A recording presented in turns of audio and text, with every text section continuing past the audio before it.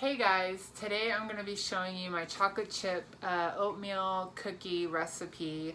It started out about 4 or 5 years ago as a breakfast cookie recipe that I got off of Pinterest. And over the years I've swapped some things out on it because I wanted to bring the calorie count down. So I swapped a few things out, and if you're interested in the recipe, I'll definitely leave it down in the description. And it's a pretty delicious recipe. I like it, I enjoy it, my family enjoys it, so I hope you enjoy it as well and cook it at home and serve it to your family, and I hope they enjoy it too.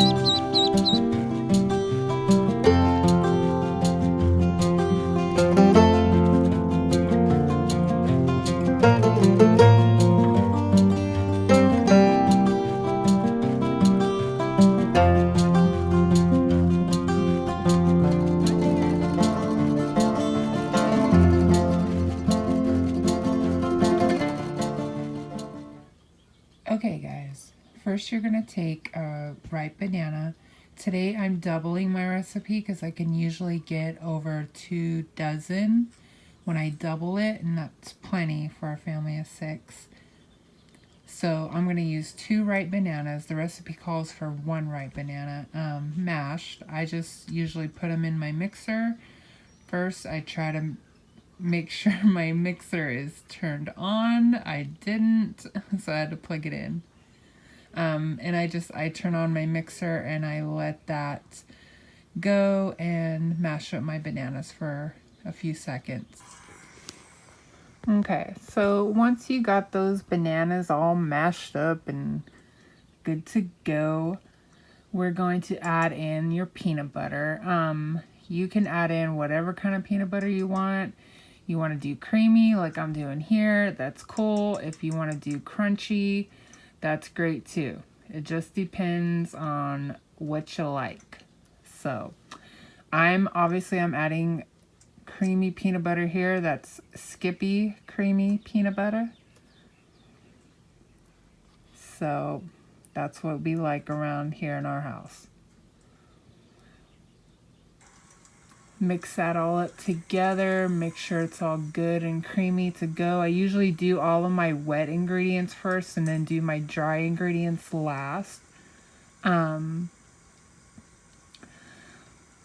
Next, we're going to do our sugar. You can find a sugar substitute if you want. I always stick to regular sugar. I haven't really figured out sugar substitutes yet, but I do want to do that. So if you have any good ideas on a substitute for sugar, let me know. Next, we add our vanilla. This vanilla is actually from Mexico. We got 2 big bottles whenever we went on our cruise and we were in Ensenada as one of our ports. We got those 2 big bottles. I've already finished one, and now that's my second one. So we are quite the bakers here. This is almond milk.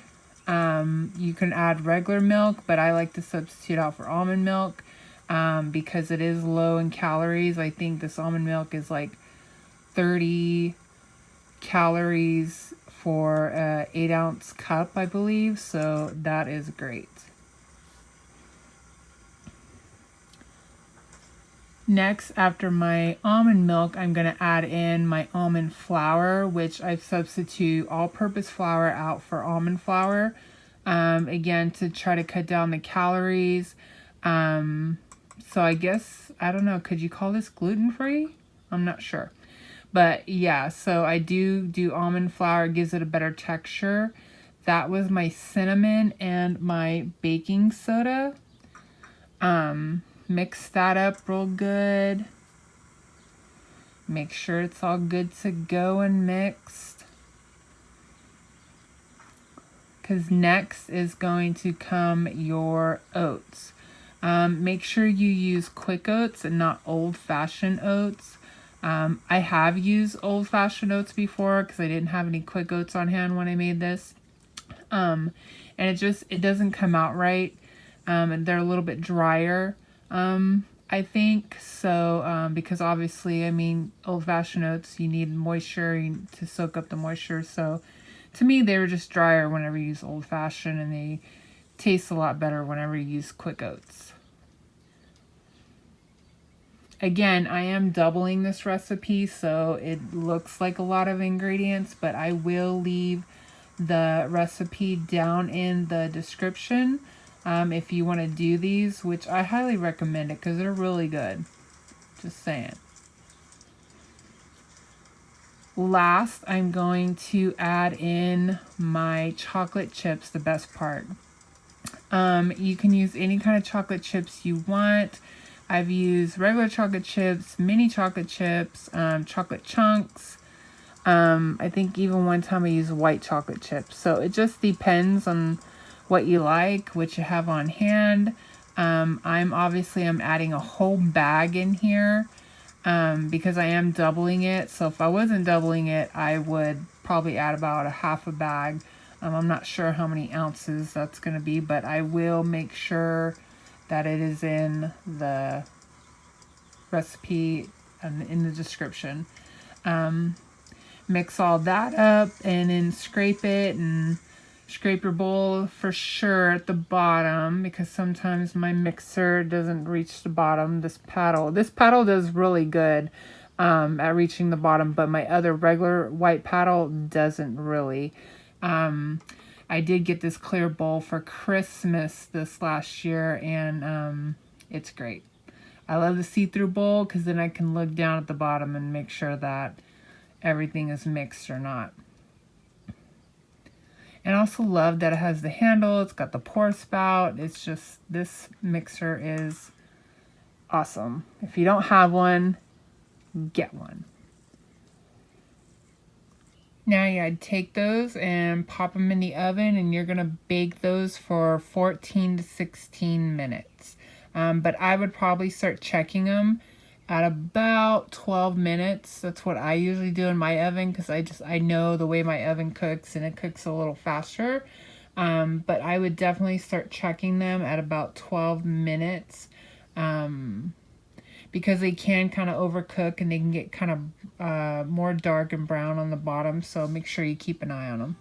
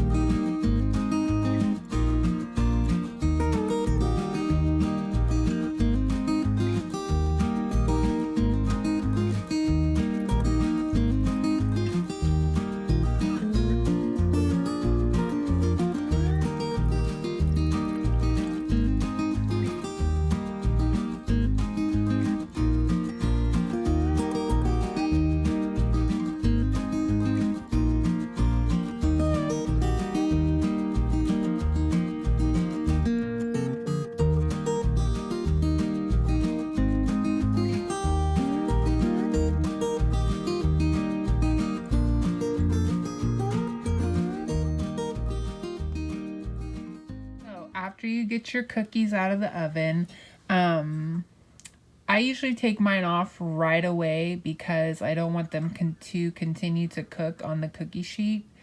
They are still a little bit soft, so be careful while taking them off. As you can see, mine are starting to melt on the spatula, the chocolate.